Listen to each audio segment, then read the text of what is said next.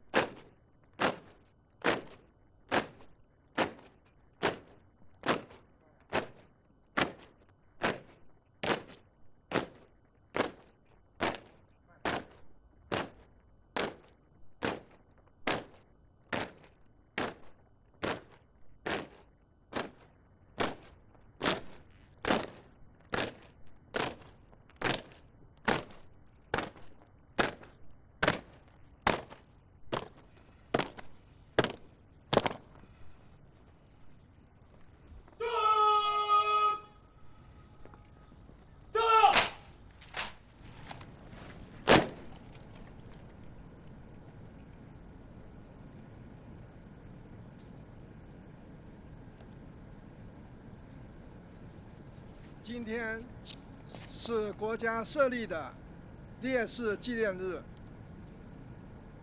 我们在这里隆重举行向人民英雄敬献花篮仪式。 Speaking now is Mr. Cai Qi, the Secretary of the CPC Beijing Municipal Committee. He just announced that today's commemoration officially starts. The national anthem of the People's Republic of China.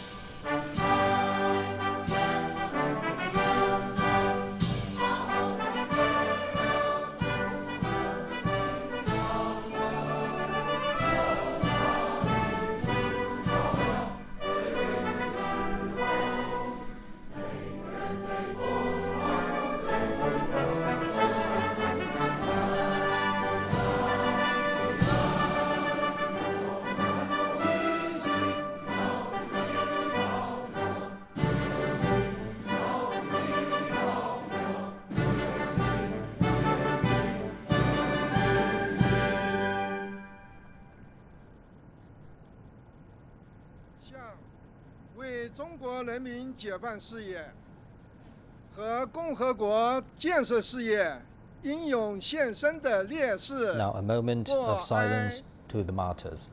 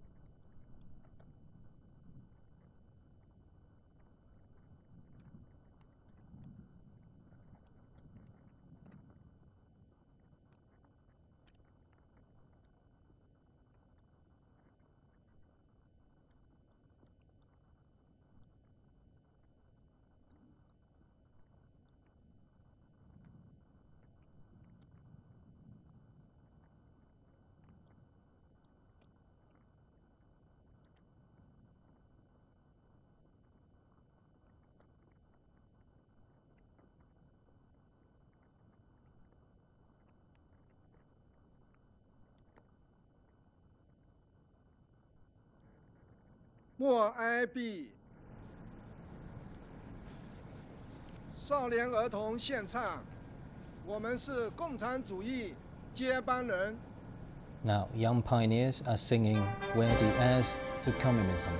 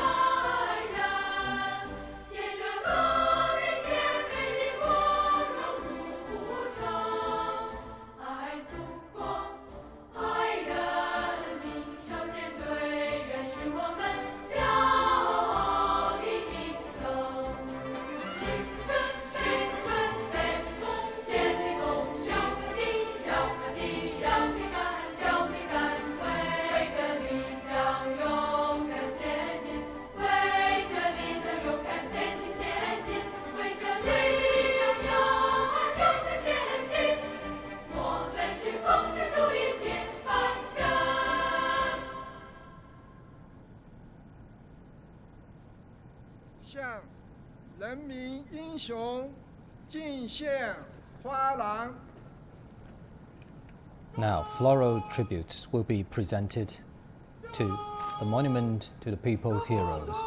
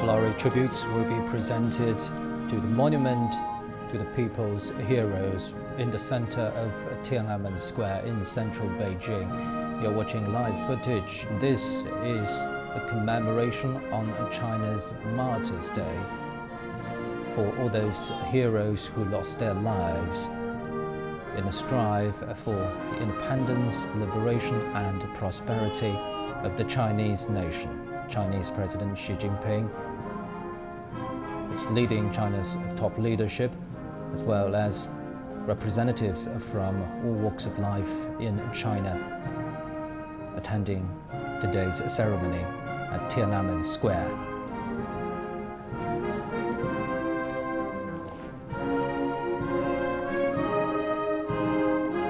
Now the honor guards are carrying the floral tributes to the monument. The People's Liberation Army Honor Guards are composed of representatives of the Army, Navy and Air Force.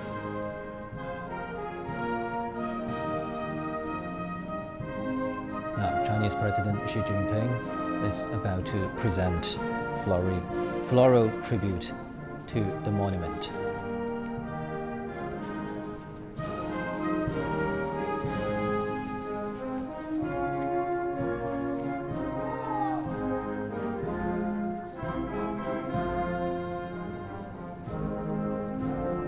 Chinese President Xi Jinping has emphasized the importance of upholding patriotism.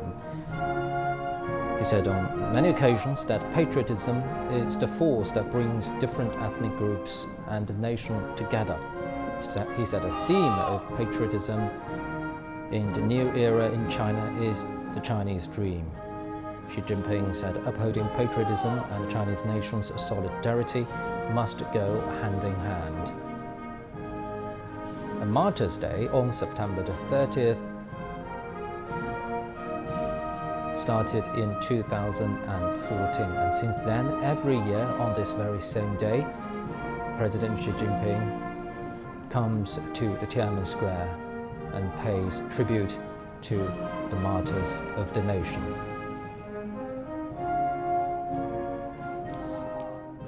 Along with him, China's top leadership, representatives from different walks of life in China, and some young pioneers are attending.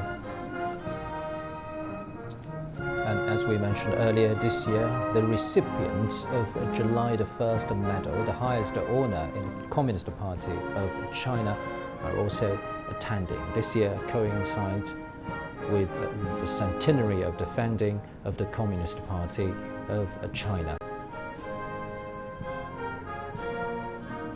And as our guest, Professor Xia Lu, just mentioned, the Communist Party of China is a leading force to achieve liberation, independence, and prosperity.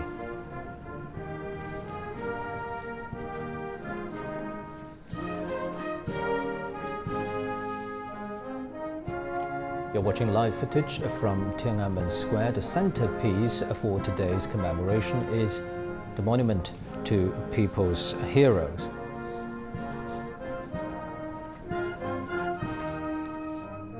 An estimated 20 million martyrs gave their lives for the independence and prosperity of the Chinese nation.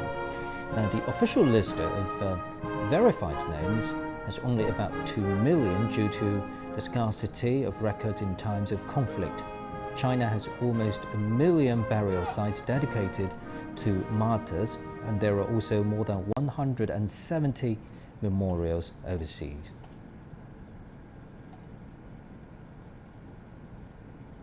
Now, Chinese President Xi Jinping, also the General Secretary of this tribute to the martyrs.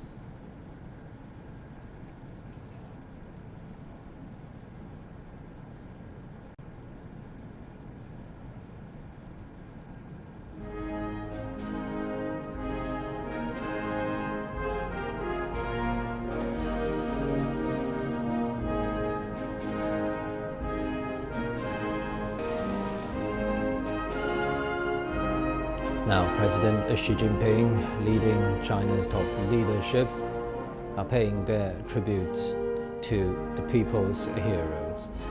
They're walking around the monument to the people's heroes. This is the centerpiece of Chinese nation's respect to those martyrs lost their lives since 1840. That's when the first Opium War started, and since then the Chinese nation had faced almost 100 years of foreign invasion, oppression, and it was indeed a long struggle for the nation to finally get rid of enemies, domestic and foreign, and to reach liberation, independence, and prosperity. The landmark event of that long struggle, the victory of that long struggle, was indeed the founding of the People's Republic on October the 1st, 1949. Our leaders and all the participants of today's commemoration are paying their tributes to the people's heroes.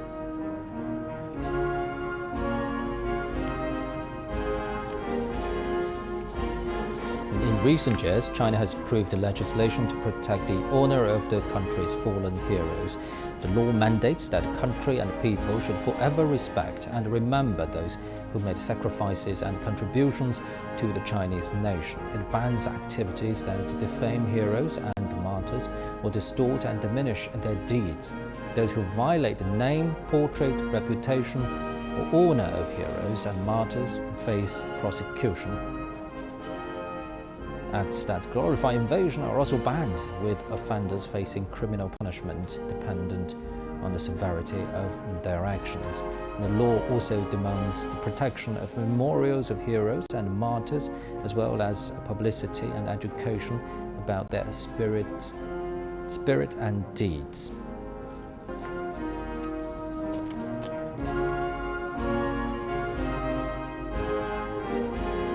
Now, the younger generation are paying their tributes to the people's heroes and martyrs. And as we just talked about this, it's also crucial to carry on the spirit of the martyrs from generations to generations. Now, recipients of the July the 1st Medal are paying their respects to the martyrs. And July the 1st Medal is the highest honor in the Communist Party of China. The award is granted every 5 years to mark the party's major anniversaries. And recipients have made outstanding contributions to building socialism with Chinese characteristics, as well as the party's construction. Their contributions cover efforts on multiple fronts, from building a moderately prosperous society and eradicating extreme poverty, to others made for China's revolution, nation building and reforms. They are also part of the representatives from all walks of life. We can see scientists, famous writers, and servicemen.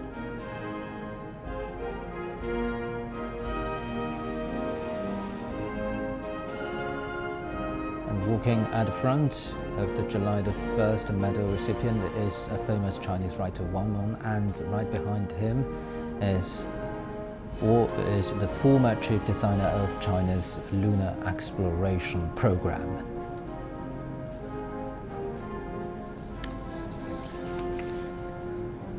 And this year, 29 people were selected as the first batch of recipients of the July the 1st Medal.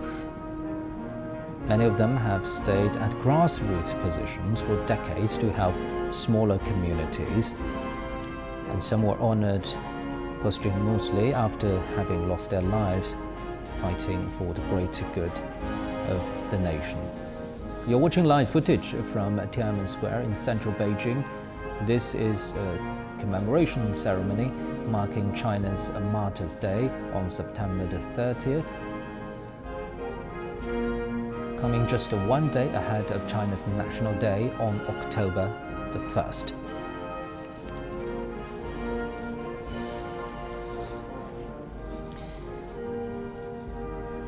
Now, representatives from all walks of life are paying their tributes to the martyrs.